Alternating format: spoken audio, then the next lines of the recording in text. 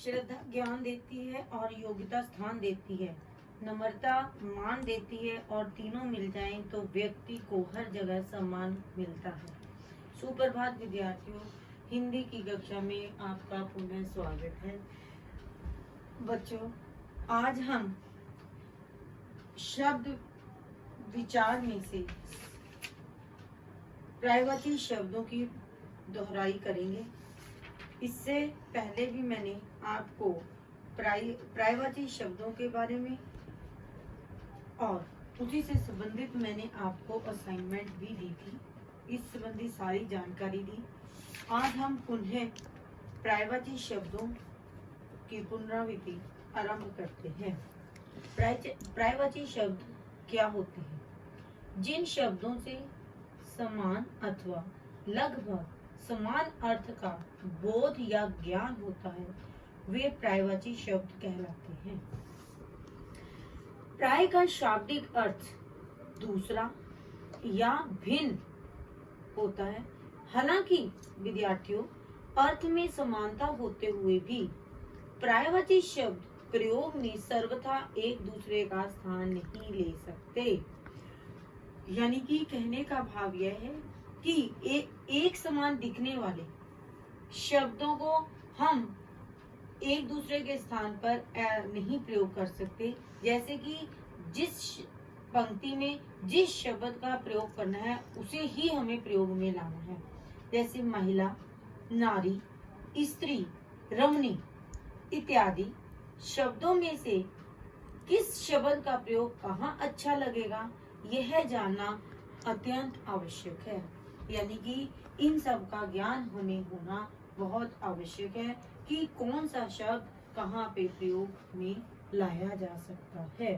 ठीक है, ये तो मैंने आज आपको पर्यायवाची के बारे में उसकी परिभाषा से अवगत करवाया है। ठीक है, आइए आज हम बहुविकल्पीय प्रश्नों के माध्यम से पर्यायवाची शब्दों का सही विकल्प चुनेंगे, जिससे हमें ज्ञात होगा कि कौन सा शब्द सही है। और इस बार जो मैं आपको एक उदाहरण दे रही हूँ उसमें मैं सही विकल्प तो आपको बताऊंगी, लेकिन इसमें मैंने प्रश्न में कुछ परिवर्तन करके बता रही हूँ। ये देखिए,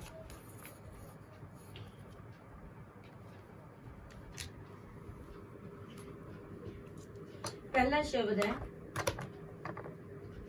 आकर्षक। यहाँ पर मैंने देखिए प्रश्न में क्या है कि आकर्षक का पर्यायवाची शब्द नहीं है। अक्सर हम पूछते हैं कि आकर्षक का पर्यायवाची शब्द लिखिए या कौन सा सही है, लेकिन इस बार जो मैंने आपको दोहराई इस तरीके से करवा रही हूँ जिसमें कौन सा हम तीन ऐसे मतलब दिए जाएंगे विकल्प जो सही होंगे, उनमें से जो नहीं है हमने उसको चुनना है। ठीक है, अब आकर्षक का पर्यायवाची शब्द नहीं। अब पहले तो आपको पता होना चाहिए आकर्षक शब्द क्या है। आकर्षक यानी कि अट्रैक्शन होना, ये सब चीजें। ठीक है, जैसे कि मनोहर, ठीक है, सौंदर्य, मोहक, मनोहर। अब आपको अगर आकर्षक का सही पर्यायवाची पता होगा तो आपको पता लग जाएगा कि इनमें से कौन सा ऐसा शब्द है जो पर्यायवाची नहीं हो सकता, समान अर्थक शब्द नहीं है। यानी देखिए, मनोहर सबको सुंदर लगने वाला। अब कई बच्चों ने ये सोचना है कि सौंदर्य भी तो आकर्षक ही है। जब मनोहर का हम सुंदरता मानते हैं तो सौंदर्य का मतलब भी मोहक मतलब किसी की चीज अच्छी लगनी, मनोहारी सबको अच्छा लगना। अब मनोहर, मोहक और मनोहर ये सारे जो विकल्प हैं ये आकर्षक के पर्यायवाची है। अब कौन सा शब्द नहीं है इसके विकल्प? ख भाग, सौंदर्य। यानी जो सौंदर्य है वो आकर्षक का पर्यायवाची नहीं है। अब द्वितीय पे देखिए, आत्मा का पर्यायवाची शब्द नहीं है। आत्मा यानी कि आत्मा, आपने कबीर के, रहीम के ये दोहे पढ़े हैं। आत्मा परमात्मा में विलीन हो जाती है, यानी कि हर मनुष्य में आत्मा का निवास होता है। फिर आत्मा का पर्यायवाची क्या नहीं हो सकता? सर्वात्मता, जीव, चैतन्य या ब्रह्म। अब आप में से कई बच्चों ने पता है क्या करना, सर्वात्मकता नहीं हो सकती, जबकि आत्मा का पर्यायवाची ये जीव, चैतन्य, सर्व, आत्मा, ये सब पर्यायवाची शब्द नहीं है, तो वो है ब्राह्मण। ब्राह्मण एक जाति कुल के में आ जाता है, ठीक है, वो इसलिए। अब तृतीय भी देखिए, आरंभ का पर्यायवाची शब्द नहीं है। आरंभ का अर्थ पता होना चाहिए। आरंभ का यानी कि किसी चीज की शुरुआत करनी, जैसे अनुक्रम, श्री गणेश, आदि, अर्थ। अब श्री गणेश करना, किसी काम का आरंभ करना, ठीक है। तो आदि, आदि यानी कि किसी चीज का आरंभ होना, ठीक है। अर्थ का अर्थ भी आरंभ होता है, इसलिए यहाँ पर जो पर्यायवाची शब्द नहीं है वो है अनुक्रम। अनुक्रम हम कहते हैं ना, अनुक्रम क्रम संख्या लिखिए, यानी लगातार लिखिए, ऐसे, ठीक है। अब चतुर्थ पे देखिए, आयुष्मान का पर्यायवाची शब्द नहीं है। आयुष्मान, जब आप किसी बुजुर्गों के पैरों को स्पर्श करते हैं तो आपको आशीर्वाद मिलता है, आयुष्मान भव, ये ऐसे। तो अब इसमें आप देखिए कि और इससे कौन कौन से समानार्थी शब्द हैं जो इस 4 विकल्पों में दिए हुए हैं, और जो नहीं मिलता वो जो हमारा गलत होगा, ठीक है। चिरंजीवी, ये तो आपको पता है कि वो कहते हैं चिरंजीवी रहो, दीर्घायु हो, है दीर्घ जीवी बनो। अब सौभाग्य जो शब्द जो विकल्प लिखा गया है वो यहाँ पर गलत है, ठीक है। यानी कि सौभाग्य का मतलब तुम सौभाग्यवान हो, किस्मत वाले हो, ऐसे। 5वें पे देखिए, आश्चर्य।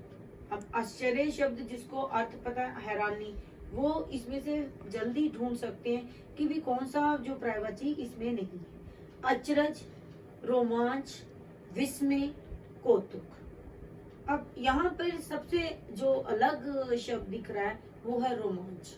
रोमांच देखिए, रोमांच क्या होता है, रोमांटिक, ठीक है ना। इसका मतलब ये हो गया कि यहाँ पर जो रोमांच शब्द है वो पर्यायवाची नहीं है, यानी कि ये तो अचरज का अर्थ भी हैरानी होती है, विस्मय हैरान हो जाना, कौतुक उत्सुकता यानी हैरानी होनी, ठीक।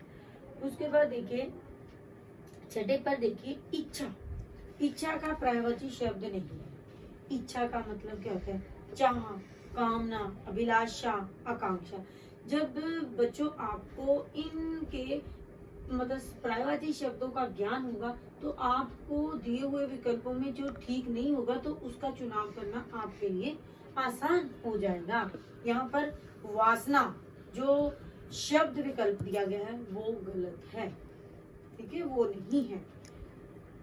उसके बाद 7वें पर देखिए, इंद्र। इंद्र का पर्यायवाची शब्द नहीं है।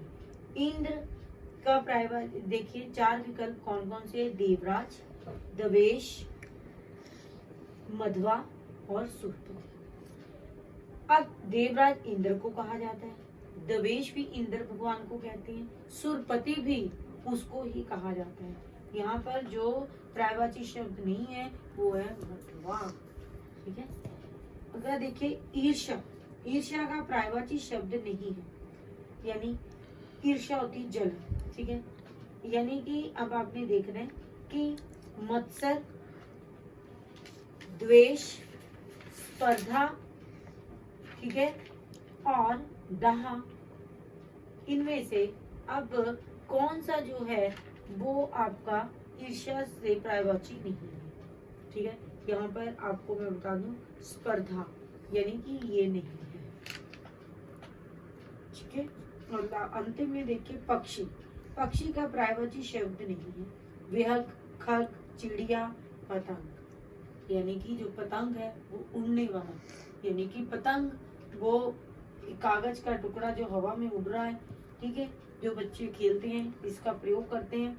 यहाँ पर ये मैंने आज आपको बहुविकल्पी में जो पर्यायवाची शब्द नहीं है उस तरीके के प्रश्नों के द्वारा समझाने का प्रयास किया है, ताकि आपको बाकी जो पर्यायवाची शब्द हैं उनके बारे में भी ज्ञान हो सके, ठीक है। मैं यहीं पर आपको आज की पुनरावृत्ति समाप्त कर रही हूँ।